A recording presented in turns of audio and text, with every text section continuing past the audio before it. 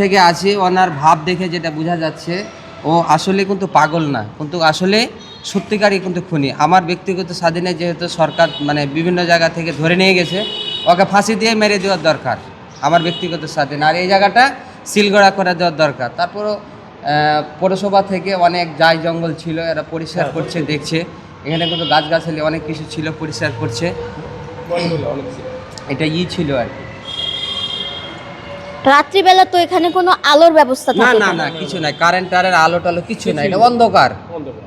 আমরা 20-22 দিন আগে শুনছি নাকি যে এখানে 3টা লাশের মাথা পাওয়া গেছে শুদ্ধা এই জায়গাতে, এই ভবনেই। আর কে নিয়েছে না নিয়েছে আমরা তো এটা তো জানি না। এই 3টা লাশের মাথার এই হত্যাকাণ্ডের সাথে কি এই খুনি জড়িত ছিল বলে মনে হয়? পারবো না, আমরা বলতে পারবো না, কিন্তু এটা দেখে আমরা বিশ্বাস তো যে এই খুনি এটার সাথে আছে আর কি।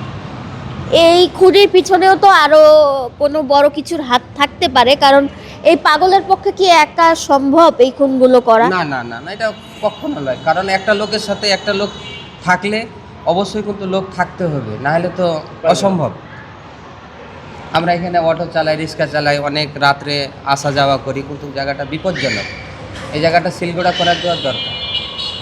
আচ্ছা, কোথায় হচ্ছে মানুষের মাথা পাওয়া গিয়েছিল আমাদের একটু? আমরা শুনছিলাম আর কি, মানে ইদানিং এটা কি আমি ওই আসিনি, কোণাটায় হতে ভয়ে পারে? আসিনি। আমি ভয়েই আসিনি। চলুন আমরা এই ভুতুরে কনভেনশন হলটার আরো কিছু অংশ দেখে নিই। আচ্ছা আঙ্কেল, আপনি তো বললেন যে খুনির বাসস্থান ছিল এখানে, সে সারাদিন এখানে থাকতো না, রাতের বেলা এখানে তার অবস্থান ছিল। তো কিভাবে কি কোথায় তাকে দেখেছিলেন লাস্ট, বা কিভাবে সে এখানে বসবাস করতো, যদি একটু ডিটেলে আমাদেরকে দেখিয়ে দেখিয়ে বলেন। ও দিনের বেলায় এখানে শুয়ে থাকতো, সন্ধ্যায় একবার যাইতো গা এই রাস্তায়, একবার যেত গা ওই যে থানার ওই রোডে, এরকম ঘুরতো। কেউ খাওয়ান দিলে খাওয়ান খাইতো, চা খাইতো। আর রাত্রে কই যেত আমরা তো জানতাম না, আমরা তো যার তার বাসায় থাকি, এখানে আমরা থাকি না, আমাদের বাড়ি অনেক দূরে। কিন্তু আমি এইখানে মেয়ে নিয়ে আসি, আইসা এখানে এসে বসি, ওই ঘেরে এসে বসে থাকি, অনেক লোক বসে থাকে এখানে। তো এই পাগলা খালি এখানে শুয়ে থাকতো, আমরা দেখতাম। এর মধ্যে যে এরকম কাম করে আমরা কেউ ধারণাই করি না যে এই পাগলা এই কাম করে। এইবার ধরা পড়লো। আচ্ছা, এ কি শুধুই পাগল? এমনি নরমালি আপনাদের মনে হয় ভুল হইবে আমাদের, কিন্তু পাগল সাইজা থাকে সে।